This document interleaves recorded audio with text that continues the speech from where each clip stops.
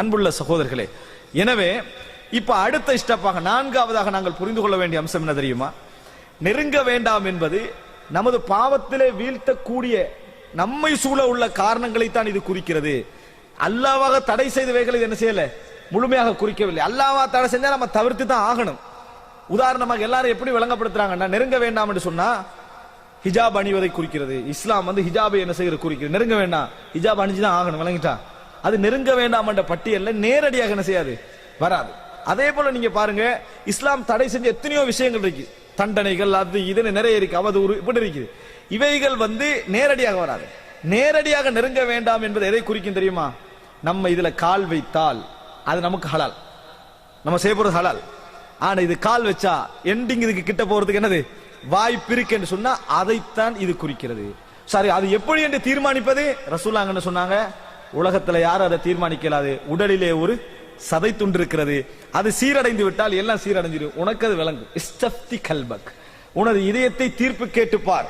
ரசூலுல்லாஹ் சொன்னாங்க, உன் இதயத்தை தீர்ப்பு கேட்டுப்பார், அது சொல்லு. இதுல நான் போனா நல்லம் இல்ல.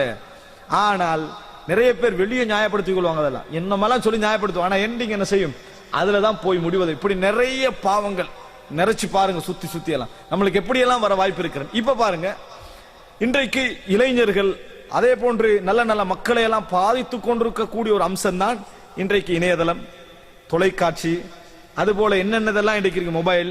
இதுல உள்ள இந்த மாதிரியான தொடர்புகள் வந்து என்ன செய்யுது என்று சொன்னால், தனிமையில் பாவம் செய்வதற்கான வசதிகள் என்ன செய்து அவைகள் ஏற்படுத்தி கொடுக்கின்றன. இப்ப இந்த மாதிரி விஷயங்களை பொறுத்த வரைக்கும் நெருங்க வேண்டாம் என்பதை எப்படி புரிஞ்சுக்கிறது? போன் வாங்க வேண்டாம், விளங்கிட்டா? இப்படி புரிஞ்சுக்கிறதா? இப்ப நான் ஏற்கனவே சொன்ன மாதிரி இணையதளம் உபயோகிக்க வேண்டாம், அப்படி புரிஞ்சுக்கிறதா? அப்ப என்ன, இது எப்படி புரிந்து கொள்வது என்று கேட்டால், அன்புள்ள சகோதரர்களே, ஒரு நபருக்கு மொபைல் இல்லாமல், உதாரணமாக மொபைல் இல்லாமல், இணையதளம் இல்லாமல், இந்த மாதிரி எந்த தொடர்பு இல்லாமல் அவர் வந்து சாதாரணமாக அவருக்கு வாழ முடியும், சாதாரண மொபைலோட அவருக்கு வாழ முடியும் என்றா அது அவருக்குரியது. அது யாருக்கு சட்டமாக சொல்லல, பாத்தீங்களா ரசூலுல்லாஹ்? அது அவருக்குரியது. அவர் வந்து அந்த ஸ்டெப்ல நிக்கிறது அவருக்கு நல்லது. அவர் வந்து அந்த ஸ்டெப்ல நிற்பது அவருக்கு நல்லது. இன்னொருவருடைய முழு பிசினஸ், தொழில், தொடர்பு எல்லாம் இதுல இருக்குது, இணையதளத்துல என்ன செய்யுது இருக்குது. இஸ்லாம் அவருக்கு சட்டம் போடல, நீ இணையதளத்தை நெருங்க கூடாது அப்படின்னு. அப்ப எப்படி புரிஞ்சு கொள்வது எதை? அன்புள்ள சகோதரர்களே, ஒன்றை புரிந்து கொள்ளுங்கள். நாங்கள் பாவங்களை தவிர்த்து விட வேண்டும் என்று நினைக்கிற எல்லா கட்டங்களையும் எதை நினைக்கிறோம் தெரியுமா? அந்த பாவத்தை இப்படி தவிர்க்கலாம் இருக்குது, இது மட்டும் தான் நினைச்சுக்கிட்டு இருக்கோம். அந்த பாவத்தை தவிர்த்து கொள்ளலாம் இருக்குது.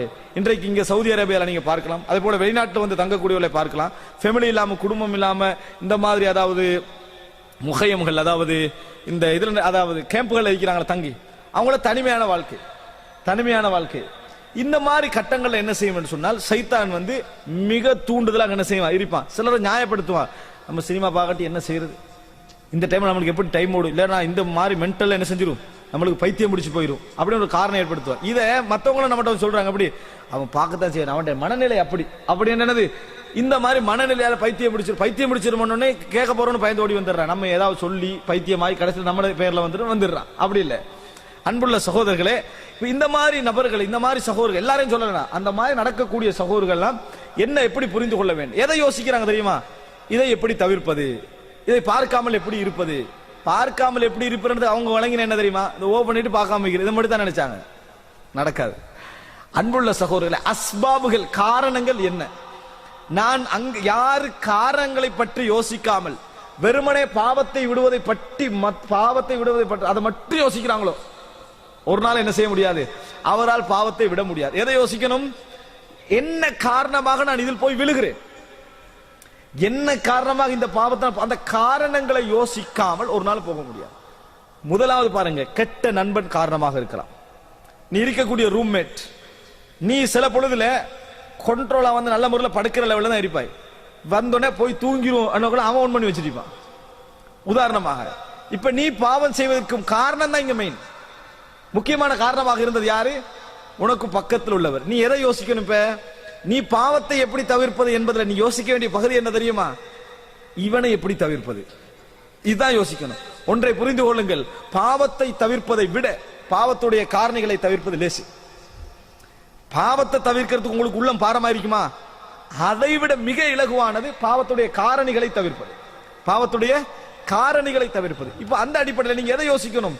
இவரோட நான் இருக்கிறதா, நான் இன்றைக்கு படுக்கணும் வந்தேன், தூங்கணும்னு வந்தேன், என்ன நடந்தது? எனக்கு இவன் இருந்ததுனால இந்த சிந்தனை என்ன செஞ்சுட்டு எனக்கு போயிட்டு, அப்படி என்ற ஒரு மனசு உங்களுக்கு வருதா? நீங்க முதலா இதை எப்படி தவிர்ப்பது, இதை எப்படி தவிர்ப்பது? ஆனா நாங்க அதை எப்ப மட்டும் தெரியுமா யோசிப்போம்?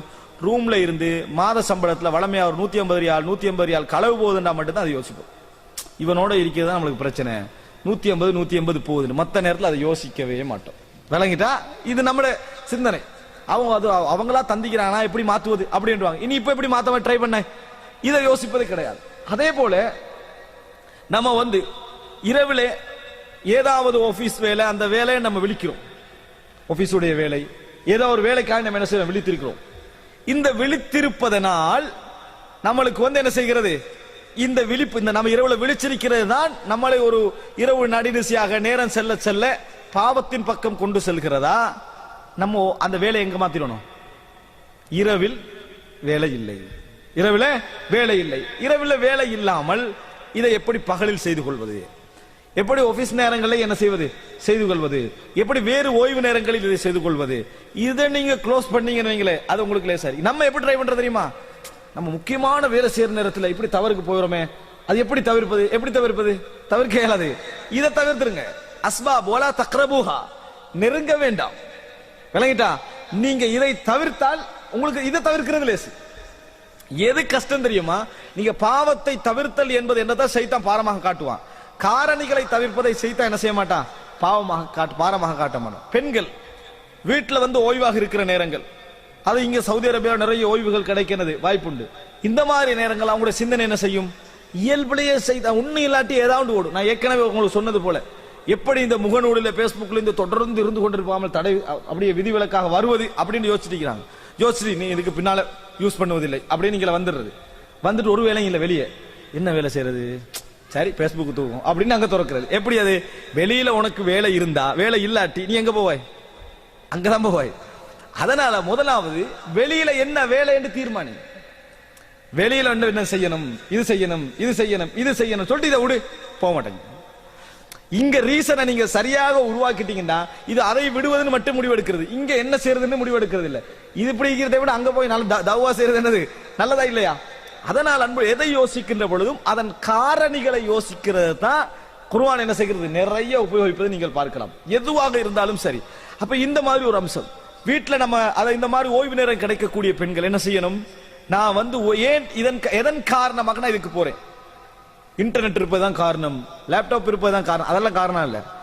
நான் இந்த வேலையில் ஈடுபட்டு எனக்கு வேற வேலை இல்லை என்பதுதான் எனக்கான முதலாவது காரணம். எனக்கு உருப்படியான வேலைகள் என்ன, நான் இன்ட்ரெஸ்டாக செய்ய முடிந்த வேலைகள் என்ன, நான் இயல்பாக செய்ய முடிந்த வேலைகள் என்ன, இந்த வேலைகளை பட்டியல் போட்டீங்கன்னு சொன்னா தானாக குறைவு